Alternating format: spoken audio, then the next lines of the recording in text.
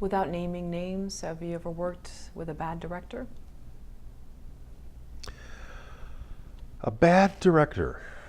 Um, no, no, I really haven't. I mean, there have been directors that whose vision of the project and take on my particular character didn't necessarily jive with what I showed up with to work with. Um, Again, I think you have to be willing to just be part of the process. Um, if I'm a $17 million A-list guy, then I feel like maybe I have more of an opportunity to say, you know what, no, this is the way I think this role should be played, and your take on it is hogwash. Forget it. Well, I can't say that. So, I'll go with what the director wants me to do, and sometimes you feel like, oh, this is going to be the worst thing in the world, and it's going to ruin everything that I wanted to bring to this role, and it's not going to be what I thought it would be. Um, you have to do it. You have to suck it up and be willing to take direction, and that's just the way it is. It did happen once on a show, and this was more of a technical direction that turned out badly than anything else.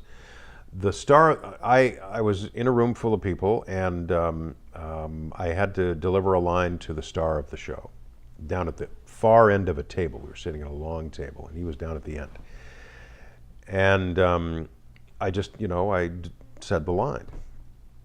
And I saw him, the star, motion to the director, and the director came over and he whispered something in the director's ear, and the director said, "Steve, can you say the line a little louder, please?" Well, yeah, sure, I'll do that. So we did it again, and the same thing kind of happened. And I generally got the idea that the guy at the end of the table, the star, couldn't hear me. He was having trouble hearing me. And so we did the take 2 or 3 times, and every time I was asked to speak a little louder so he could pick up his cue from me, because he couldn't hear me. And the take that they finally used on the show, when I watched it, was me screaming this line to the actor at the end of the table, and it was ridiculous. It made me sound ridiculous, and it kind of ruined the scene, in my opinion. But he heard me, and he got his cue, and the scene continued, and that was that. And was I happy with it? No, but I wasn't, in a position where I could really fight for it or do anything else. I mean, the guy couldn't hear me. What are you going to do? So you just do. Is that? What about an inexperienced director? Maybe great person, very friendly tone on set, but you can tell maybe they're a little indecisive or something. Again, same rule applies. I mean, you said you didn't feel like you had the license to say something.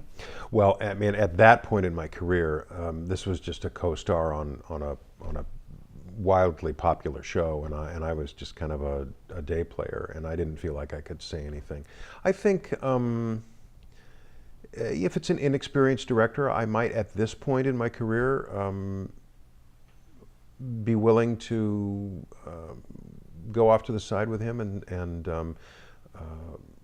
say, you know what, I'm thinking that it might be interesting to try it this way, and here's why I think that, and da da da da da, and I'm not sure what you're trying to accomplish with your direction, and I'm certainly willing to try that, but I'd like you to maybe entertain the option of trying it another way when we're finished doing what you would like us to do. Sure, yeah. I don't see anything wrong with that.